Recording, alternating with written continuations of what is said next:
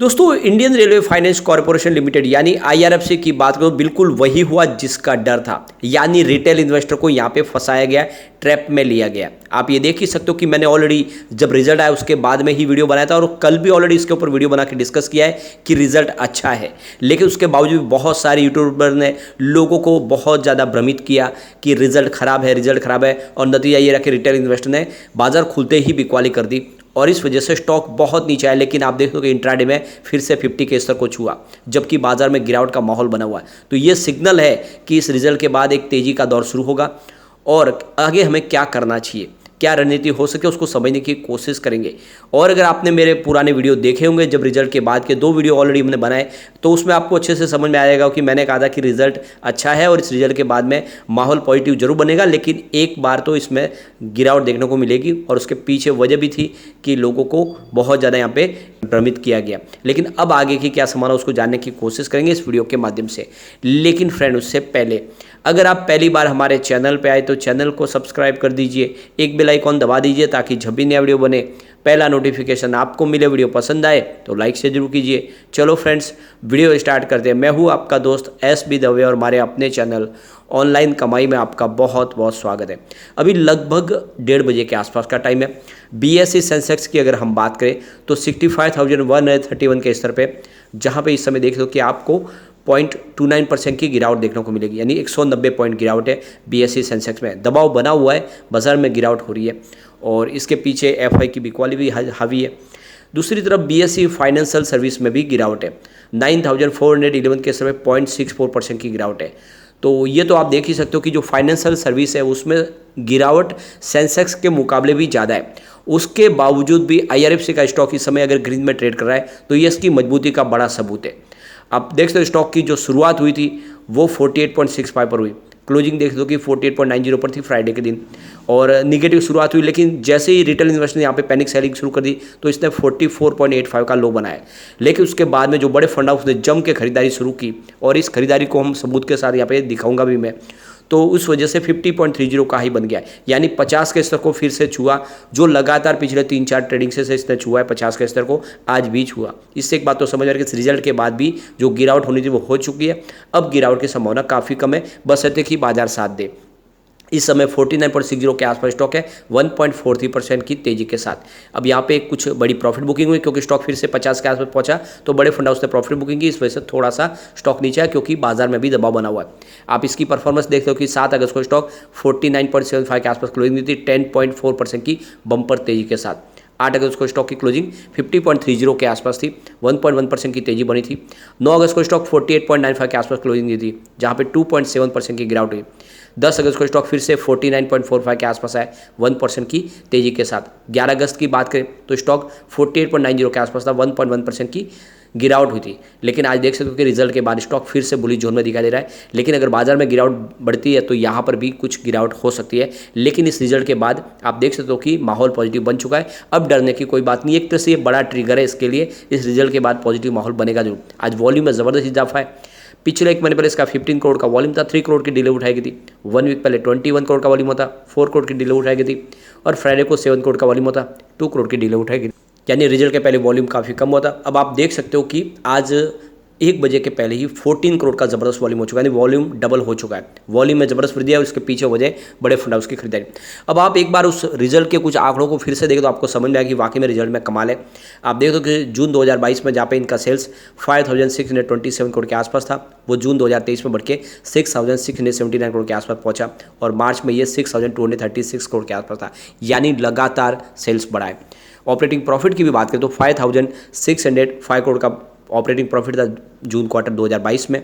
इस बार 6,650 करोड़ का operating profit company को मिला, और मार्च क्वार्टर में ये 6,189 करोड़ के आसपास था। तो ऑपरेटिंग प्रॉफिट भी लगातार बढ़ा है, चाहे ईयर ऑन बेसिस पे देख लो या क्वार्टर ऑन क्वार्टर बेसिस पे देख लो, यानी ओवरऑल बहुत ही अच्छा प्रदर्शन है। एक आंकड़ा जो यहाँ पे आपको थोड़ा सा निराशाजनक दिखाई देगा, और वो है यहाँ पे नेट प्रॉफिट का। देख सकते हो कि 1,660 रुपीज़ का नेट प्रॉफिट था पिछली बार, इस बार प्रॉफिट घट के 1557 रुपीज़ के आसपास पहुंचा, लेकिन पिछले क्वार्टर में ये 1328 करोड़ के आसपास था। तो ये तो आप क्लियरली समझ सकते हो कि क्वार्टर ऑन क्वार्टर बेसिस पे तो प्रॉफिट अच्छा बढ़ा है, सिर्फ ईयर ऑन बेसिस पे प्रॉफिट घटा। और यही एक आंकड़ा था जिसको यूट्यूबर ने दिखा दिखा के लोगों को बहुत ज़्यादा डरा दिया और जिसकी वजह से लोगों ने लॉस बुक भी किया।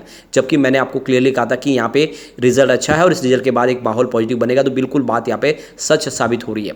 आप इसकी परफॉर्मेंस को भी देख सकते हो, लगातार बेहतर रिजल्ट हमारे सामने आ रहा है। 2019 में जहाँ पे 11,133 रुपीज़ के आसपास जो रेवेन्यू था वो 2023 तक बढ़ के 23,891 को उसके आसपास पहुंच गया। लगातार हर साल रिवेन्यू बढ़ रहा है। प्रॉफिट भी देख सकते हो, 2019 में जहाँ पे 2,254 करोड़ के आसपास था प्रॉफिट, वो 2023 में बढ़ के 6,337 के आसपास पहुंच गया है।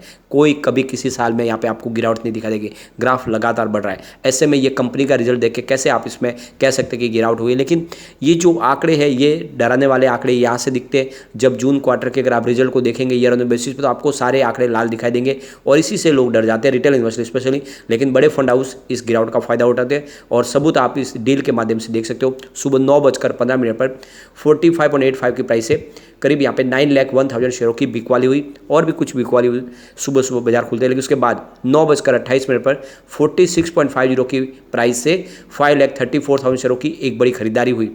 फिर 12:04 पर 47.55 की प्राइस से 7,78,000 शेयरों की एक बड़ी खरीदारी और हुई। फिर 12:51 पर 48.50 की प्राइस से 7,34,000 शेयरों की शानदार खरीदारी हुई।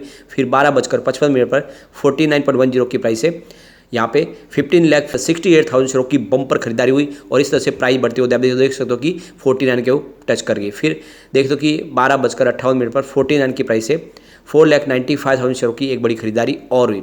फिर 1:02 पर 49.65 की प्राइस से 6,14,000 शेयरों की एक बड़ी खरीदारी और हुई। और उसके बाद 1:05 पर 50.15 की प्राइस से यहाँ पे 13,54,000 शेयरों की बम्पर खरीदारी हुई। तो ये आप देख ही सकते हो कि इस तेज़ी की वजह से जो प्राइस बढ़ी तो 50 तक पहुँच गई। आप ये देख ही सकते हो कि बड़े फंड हाउस ने जम के खरीदारी की और जैसे ही स्टॉक 50 के आसपास पहुंचा तो यहाँ पे कुछ बड़े फंड हाउस ने अपनी प्रॉफिट बुकिंग भी की। तो ये देख सकते हो कि स्टॉक 1:09 पर 48.70 की प्राइस से 7,57,000 शेयरों की एक बिकवाली हुई और उसके बाद 1:10 उसी समय 49.55 की प्राइस से 6,93,000 शेयरों की फिर से एक प्रॉफिट बुकिंग हुई। तो जैसे स्टॉक 50 को क्रॉस कर गया यहाँ पे कुछ प्रॉफिट बुकिंग आई। तो ये तो बिल्कुल लाजमी है कि जो स्टॉक जिन्होंने निचले लेवल पर खरीदारी की उनको मौका मिला तो प्रॉफिट बुकिंग करेगी, क्योंकि बाजार में नरमी है, BSE फाइनेंशियल सर्विस डाउन है, ऐसे में लग रहा है कि स्टॉक नीचे आ सकता है, तो उन्होंने प्रॉफिट बुकिंग की है। लेकिन जो लॉन्ग टर्म इन्वेस्टर है उनके लिए बहुत अच्छा मौका है, रिजल्ट आ गया बेहतर, अब आने वाले समय एक अच्छी तेजी की शुरुआत हो सकती है। इसकी रेटिंग देखें तो बहुत अच्छी है, मास्टर रेटिंग 5 स्टार में से 3 स्टार की रेटिंग है जो बहुत अच्छी है। EPS स्ट्रेंथ इसकी 5 स्टार में से 3 स्टार की रेटिंग है। बायर डिमांड तो इसकी 5 स्टार में से 5 स्टार की रेटिंग है। इसकी प्राइस स्ट्रेंथ भी देखें तो 5 स्टार में से पूरी 5 स्टार की रेटिंग निकल के आ रही है। ग्रुप रैंक इसकी देख सकते हो 5 स्टार में से 3 स्टार की रेटिंग है। ओवरऑल इसकी रेटिंग बहुत अच्छी है। और वैसे भी देखें तो हमने इसके डिस्कस किया है, चाहे इकरा रेटिंग हो, क्रिसिल हो या केयर रेटिंग हो, सब ने AAA की रेटिंग दी है। तो ऐसे में आप समझ सकते हो इसकी रेटिंग बहुत बेहतर है और आप एक लॉन्ग टर्म का एक निवेश आराम से इसमें कर सकते हैं। कम्युनिटी सेंटिमेंट स्टॉक के साथ बना हुआ है।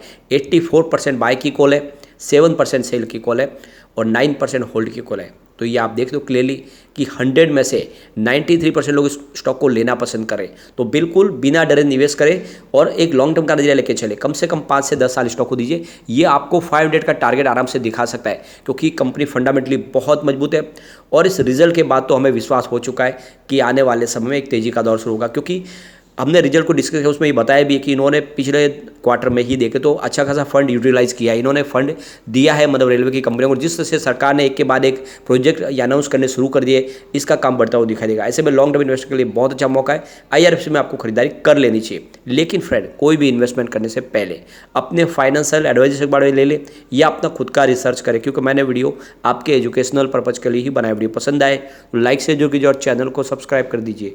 Thank you friend.